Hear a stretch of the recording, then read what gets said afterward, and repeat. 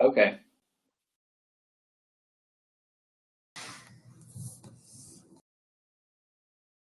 All right, good morning, everyone. This is Kelsey Bergfeld with Advocates for Ohio's Future. Good morning and happy Friday. Thank you so much for joining us this morning. We will be going over our Advocacy 101 presentation. And as we get started here, we have some people joining us.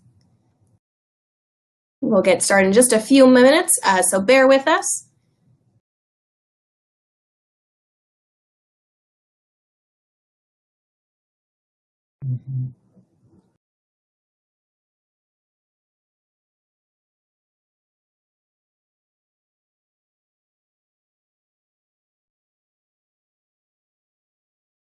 All right, everyone. Once again, good morning. This is Bergfeld.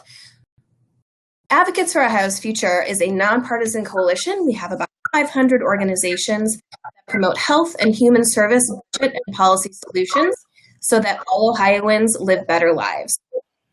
Our coalition believes in investing our most valuable resource, our people, to ensure that they are safe, healthy, and can access pathways to prosperity for themselves and their families.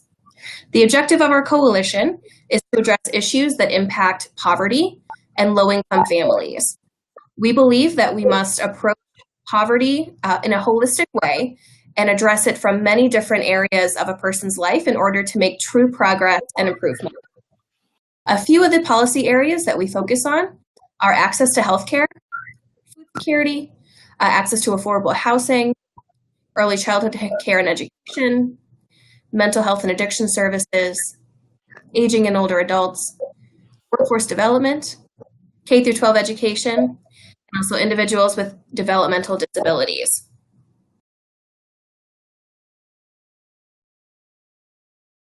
So today's goals for our webinar, we are going to talk about the power players of the current Ohio General Assembly. They just started back in January.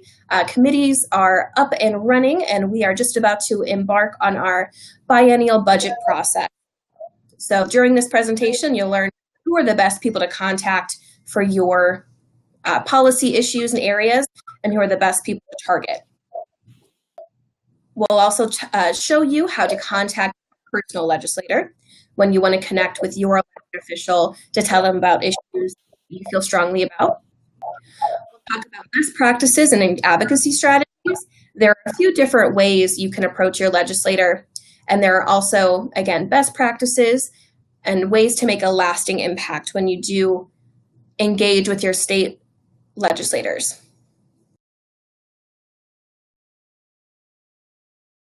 Joining us today on our call and on our webinar is Steve Wagner. He is the Executive Director of the Universal Healthcare Action Network, Ohio, and he is also one of Advocates for Ohio's Future's co-chairs. We also have William Tartar Jr. He is an Associate Public Policy and External Affairs at the Center for Community Solutions. He was also an LSC Fellow and worked in the Secretary of State's office. And then myself, my name once again is Kelsey Bergfeld. I am the Coalition Manager for Advocates for Ohio's Future. I was also an LSC Fellow and worked in the Ohio Senate, and have also served as a lobbyist for a labor organization. So I'm going to hand it over to Steve to discuss the structure of the General Assembly and who are our power players. Okay, so you can see that the pieces on the left are the House, both the majority party, the Republicans, of which there are 61 members right now in the Ohio House, 38 Democrats in the Ohio House. Let me point out that those blue, such as where you see Larry Householder's name underlined in blue, are actually links, and those link back to those legislators' pages on the Ohio General Assembly's website. So hopefully this is a resource for you longer term, not just during this presentation. If you want to quickly link over to them, you can do that. Certainly the Ohio General Assembly is something that you would want to bookmark and keep there. And relatively recently redone, and I think it functions a lot better. There's some good things there. So this gives you an idea House Republicans, 6 leadership positions, and you'd see that there. But I think that, really the critical piece is understanding who the Speaker of the House is, the Senate President. They have a lot of authority about what's going to move forward in each of those chambers. Next slide, please.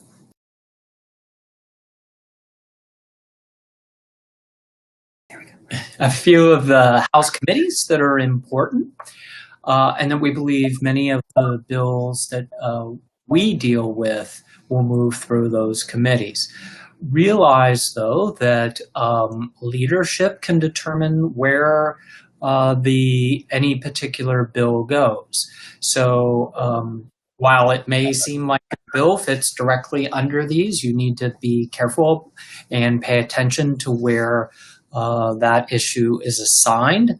And in fact, that might be something that you discuss if you're working with a sponsor about trying to get a favorable placement of your bill as far as into a committee.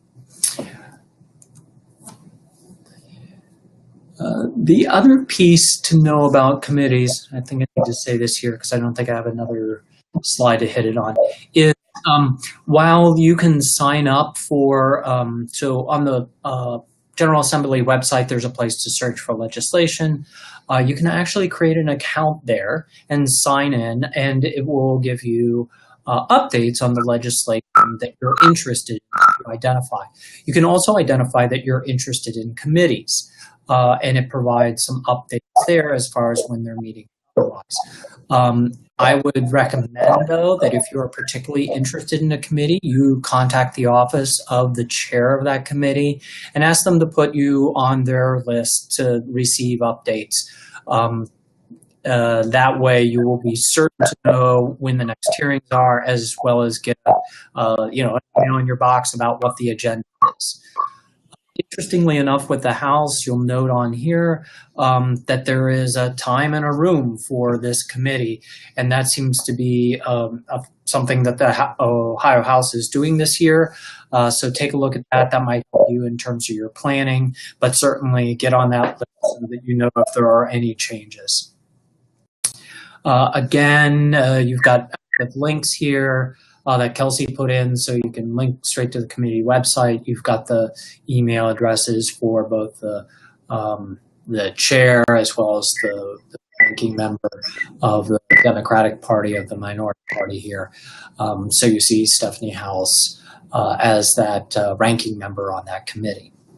So that gives you an idea. We're on the left is always going to be the majority party, and on the right will be the minority party for this. So if you don't know off the top of your head where they're from, you can see that. Go ahead. House finance is important to know as we move forward, and I should say finance, because there are subcommittees. So portions of the budget bill will be assigned to the subcommittees for hearing and for movement. So not only should you pay attention to the House committee, but House Finance Committee, but the subcommittee. So you have Slager there, the House Finance HHS Subcommittee for the budget. You've got Representative Romanchuk. And these are not newcomers to budget process at all. So they're sharp. They know of what all is in there. So expect this to move pretty well. That doesn't mean that there won't be conflicts between the House and the Senate or between members, but they're pretty savvy about these budgets. So pay attention to the HHS Subcommittee on Finance. And then for those of you, there may be some things that end up in the Finance Committee for primary and secondary education. You can see Representative Kopp there is the chair for that committee. Move on, please. And then House. So this will be where a lot of policy legislation for health occurs, although as you all know, The budget bill is probably the single largest policy bill out there, even aside from, where money gets spent. If you are from the area where the chairman is, that is splendid. Make sure and make use of the contacts that you have within that area, especially for this committee. And I don't think there's anything else to say about that. So Representative Luke Blessing here. And again, make note of the times that they've set their standard meetings. Let's move on. And I'm just trying to give you a framework about who's on there. We'll go to the next. So now on the Senate side, we will touch on the leadership for these committees here. So again, there are committees for finance. We'll move to the Finance Committee. Chair here is Dolan. Something I didn't know, but when we were in a meeting with some of the people that are helping to staff people that are involved with the budget, this is the first time you've had a Senate chairman for finance that has been a House chairman for finance and vice versa. So as I said before, these are individuals who have a very good idea of how to move a budget forward and what's involved in it. Hopefully that will bode well for all of us. The subcommittee for Finance, Health, and Medicaid is Senator Hackett, and you have Cecil Thomas as the ranking member there. And then, and there's only, Kelsey, there's only two subcommittees for. Are there only two subcommittees? Oh, okay. So there are more, but these are the pieces you're going to want to pay attention to. You'll see, and we'll go to the next slide. Senator Federer. This is not a mistake that she's on both committees. So don't think we made a mistake here as far as the slides go. Just that way in terms of how we position this. So Senate Education, I think a really fantastic listening senator, Senator Lehner, so helpful there, and again, Senator Federer. And then Health, Human Services and Medicaid, Senator Burke, who we know from the Joint Medicaid Oversight Committee, is there, so he is major to the health issues, nor is Senator Antonio. And then next slide, please. And then note again, she is on both of those committees. This is not a mistake. So again, Senator Antonio is the ranking member on Transportation, Commerce, and Workforce. And we'll move on. All right, and just so we've been mentioning the budget pretty consistently throughout the first few minutes. So the state budget, again, is the largest bill that will go through the General Assembly this year. It is set to be introduced by March 15th, so that's coming up very soon.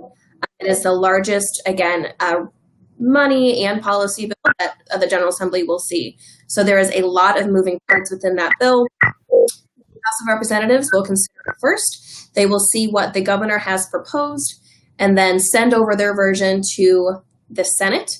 They have a few weeks to consider policies within that document. The Senate will pass what they think is right for the state. The House and the Senate will come together and duke it out to create one document that they will send to the governor for his signature. And then the governor is authorized to line item veto any of the provisions within that bill. So this process will take again from March 15th all the way up until June 30th, the end of the Ohio fiscal year. And again, we will be with you providing updates up until that point. So for now, we're going to hand it over to Will up in Cleveland to tell us about some advocacy and engagement methods. Great. Good morning, everyone, and thank you so much for joining this webinar. Thank you, Kelsey, for the opportunity to present this morning. Over the next 10 to 12 minutes, we're going to talk about ways that you can communicate your message that would resonate with a legislator or with a decision maker. As Kelsey just alluded to, there are a lot of things that are going to be taking place over the next few months We're in the middle of the transportation budget, which will be due at the end of March. And then we're also about to enter into the state biennium budget process over the next few months. So how do you build a relationship? How do you maintain a communication relationship with the legislator? How do you make sure that in the midst of all the messaging and communication that's receiving, that your message connects and makes it through? Over the next few minutes, we're going to talk about different tips that you can use to make sure that your message and your advocacy resonates in an impactful manner. We're going to discuss 4 methods. First is the personal phone call. The second is the personal letter. Is the personal visit. And then lastly, we'll offer tips and social media. You'll notice that the first 3 methods all include the word personal. Personal is really important in making sure that the story and the data resonates with the legislator, and you'll see that theme throughout the presentation today. So let's begin with the personal phone call. When you call your legislator, there are tips and advice that you will need to keep in mind. And if we could go to the next slide, here we go. The first thing is not to expect to speak to the legislator. More than likely, you will be speaking to the legislative, the intern that is staffing your office.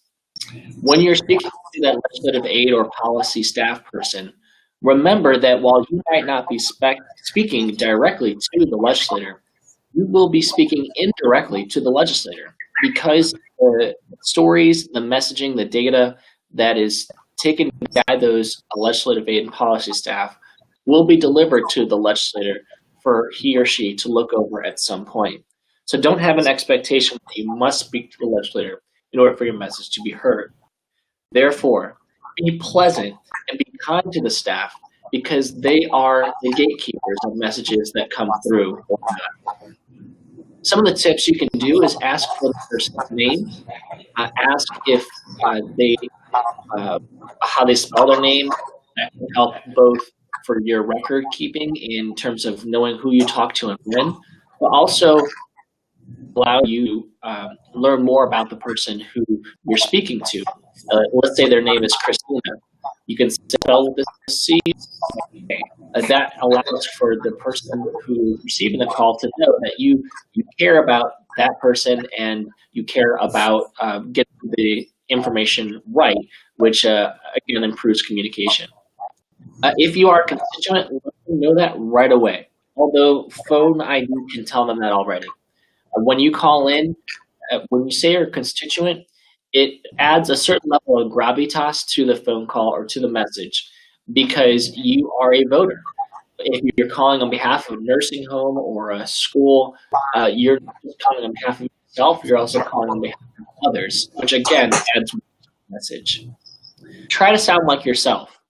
A lot of times people will call, they will read like a script, which isn't necessarily a bad thing if you don't know what to say, if you want to have suggested talking points that you want people to read and to deliver. At the same time, be authentic when you call.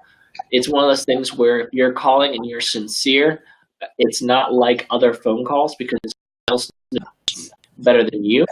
And you should be able to deliver that story in a way that's personal and memorable.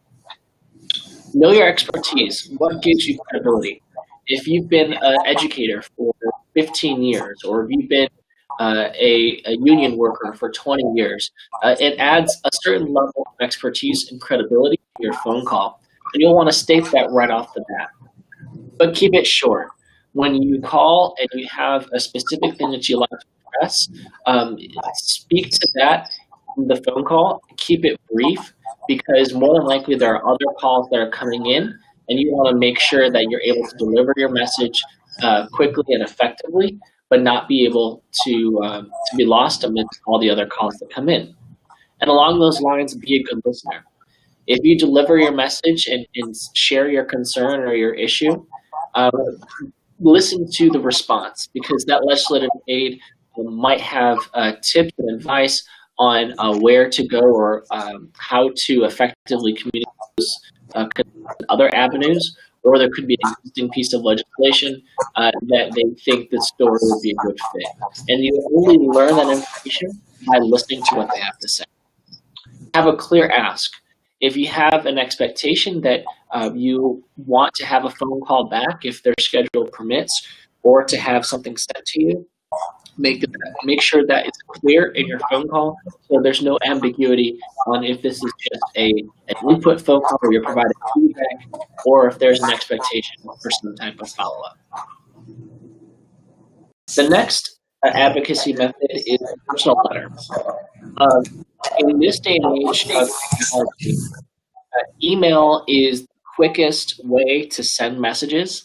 It also is not nearly as effective as old school communication. The personal letter resonates because it's something where a person goes and gets a piece of paper, they grab a pen or pencil or crayon sometimes, and they get an envelope, they put in the envelope, they get a stamp, they go to the post office and they send it. So there's a lot of time and energy and attention that goes into the person, which is why it resonates so strongly. You'll find similar tips and advice as the personal phone call, where you should, in that letter, relate your experiences. What story are you trying to tell? What data are you trying to provide? What education are you trying to explain? And explain those experiences in that letter. But also keep it short. If you can keep it to one page, that's ideal. You want a person to be able to read what you have to say, but not include like a 6-page letter, because again, you want the person who opens that envelope to know what your message is, to understand what your message is, and to identify opportunities to follow up. And if the letter is too long, you lose the likelihood that your entire message will connect. Therefore, address only one issue. Is to talk about one thing and then pivot to another.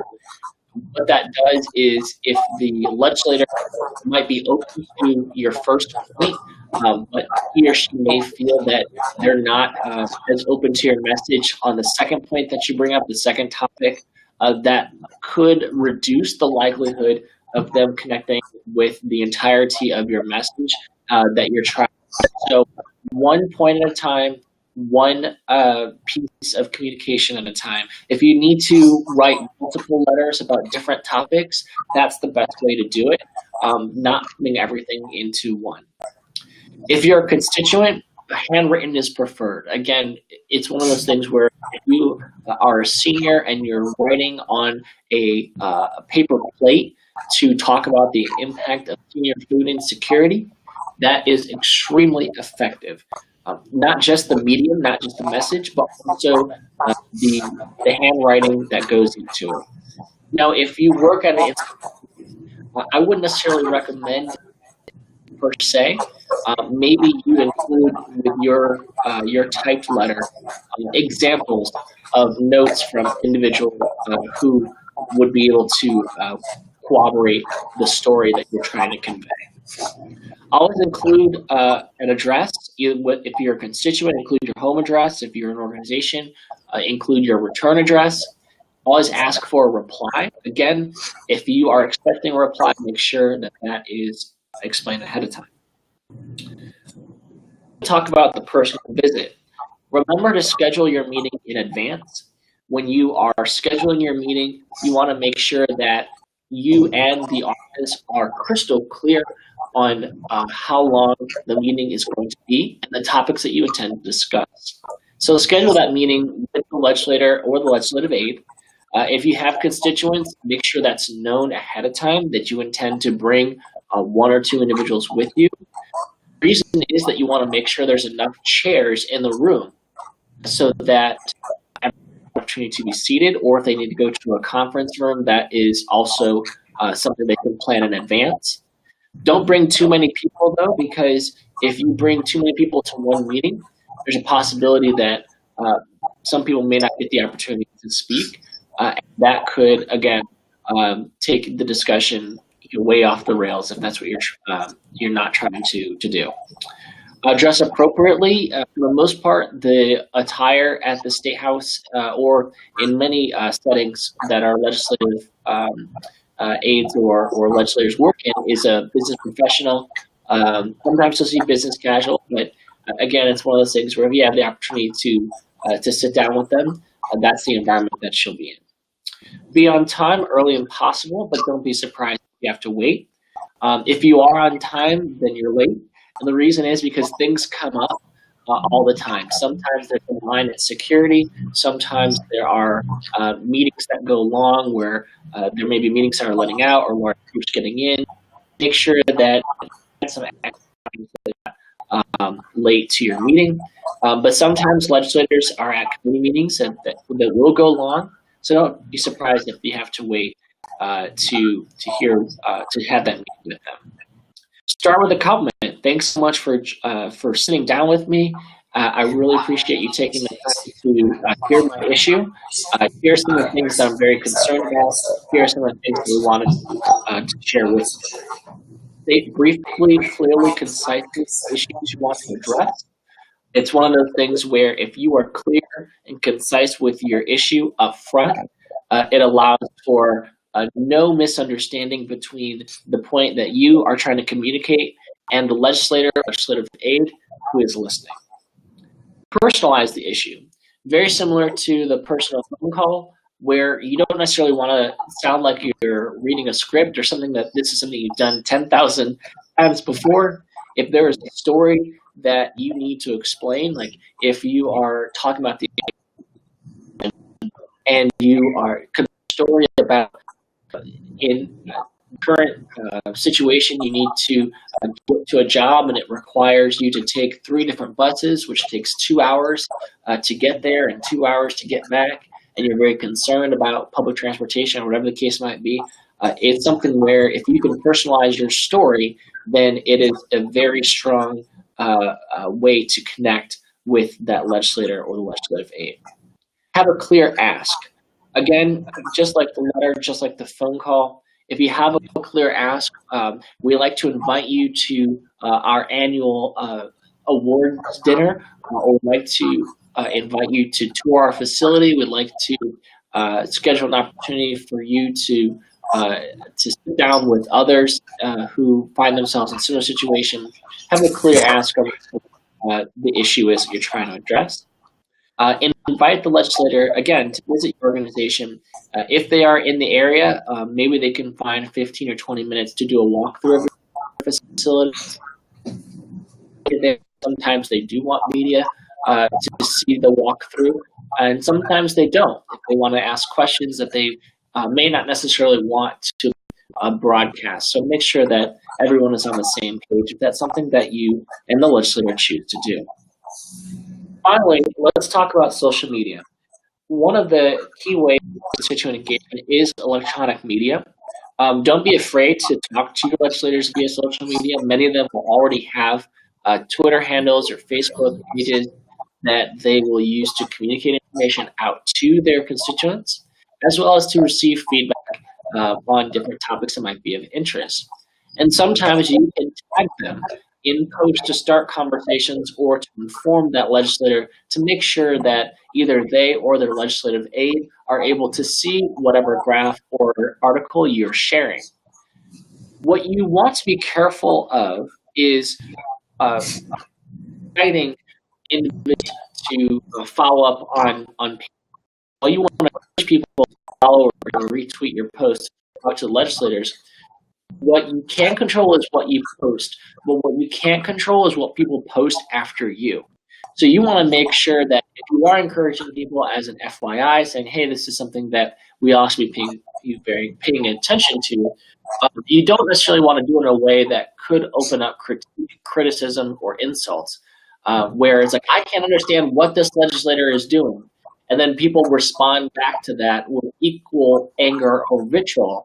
Then that legislator or legislative aide will not only see what you posted, but also will see what other people posted in response. And they will associate that feedback with you who originally tagged on the post. So make sure you're very, very careful when you connect with legislators via social media.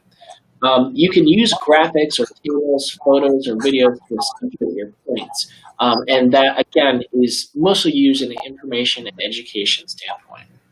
If you are sending emails, don't use all capital letters. In-person communication, body language is 60% of your communication, and that's lost if you're using social media or emails. If you use all capital letters, it will make it seem as if you're yelling. And again, if you're trying to convey a very measured point, or very measured point, a communication line, you want to make sure it doesn't seem as if you're being agitated or you're angry. You want to make sure that you're communicating your message in a direct but understood manner. With that, I will then turn it back to Kelsey. Wonderful. Thank you so much, Will. And this link that you see at the bottom of your screen will lead you to a Twitter page that has brought together every single Twitter handle and way to contact all the General Assembly members, all 132 of them. So this is a great resource if you would like to take a look and connect quickly with your legislator or any of the legislators working on issues pertinent to you. Just a really, really great, easy resource. I know as AOF, I went through and I followed every single legislator just to make sure that we were keeping up with what they were working on. I will say some legislators are more active on social media than others. For example, when I was in the legislature, my boss didn't even keep a computer in his office and did not partake in email or social media. So, again, just to really drive the point home, there are 132 members of the General Assembly. That could mean you have 132 different experiences with each office. They handle issues differently, different personalities. Your very best bet and best practice is to just be kind and courteous and be patiently and pleasantly persistent when you are trying to connect with that legislator. I will also recommend when you are trying to schedule a meeting, a phone call is best. These offices sometimes get hundreds of emails, maybe even thousands of emails per day. I do recommend that you make that phone call, have that personal connection. You have a better likelihood of scheduling that meeting or asking or making that ask for an elected official to come to your event or visit your organization. So at this moment, would like to open it up to any questions that you have. If you have anything that sparked, or if you just would like us to elaborate on any of the points that we've made thus far, feel free to use the attendee chat function within the webinar here. Would be great to hear from you. We also, a few links here. We have direct links to the Ohio House website and the Ohio Senate website. I know the Ohio Senate website, again, recently went through an overhaul and is very, very user-friendly. Also, the Senate has a direct link to that committee schedule, which is incredibly helpful. So we will continue to do these webinars, and we do have an Advocacy 201 webinar coming up with a little bit in depth of how to interact with the committee structure. Also wanted to let you know that we will be doing these every other week when the budget does get kicked off. Starting on March 22nd in the afternoon, we'll have about an hour overview within each of our policy areas, kind of the major issues that were introduced by the governor.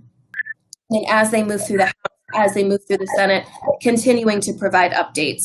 Once again, AOF would like to be your resource on services policy issues. We have an incredible team and board of policy experts, and we are ready to share our knowledge and advice with you at any time. So we, again, will wait for some questions. If not, thank you so much for joining us, but we will stay on for the next few minutes and answer any questions that you have.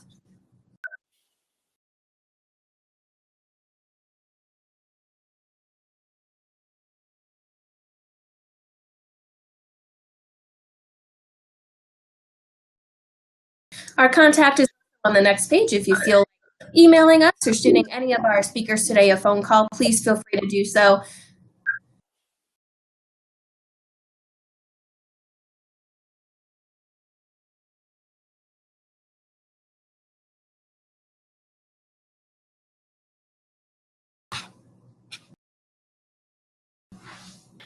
All right, Kelsey, it seems like there was some communication issues while the presentation was going on. So if you may have questions or might have missed something during the presentation, please feel free to email any of us. Of course, you can email me at wtarter, Tarter, at communitysolutions.com.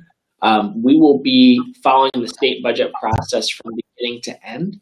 We also will be very involved in the county budget process here in Cuyahoga County beginning in the fall. So if you are interested in asking any questions during the state budget or the county budget process, please feel free to email us.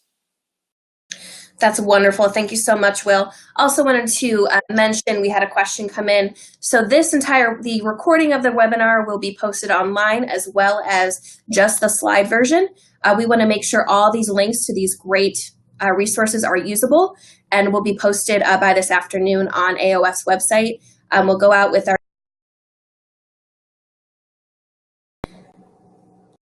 So just know that you will have access to these resources as soon as we sign off.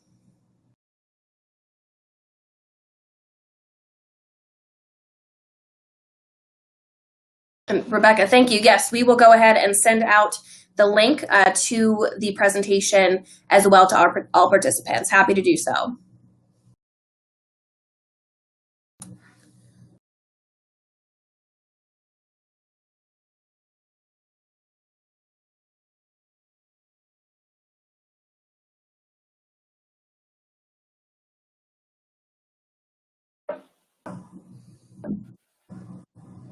All right, everyone. Well, we are at the end of our time. Thank you so much for taking some time out of your morning to join us. And thanks again. Our apologies for any mic issues. This is our first webinar with an AOF, and we will get those cleared up just as soon as possible. Be on the lookout for that notification of our initial budget webinar. There's going to be a lot of great information pertaining to important policy areas throughout our state. So thanks again, everyone. Have a wonderful morning and have a great weekend.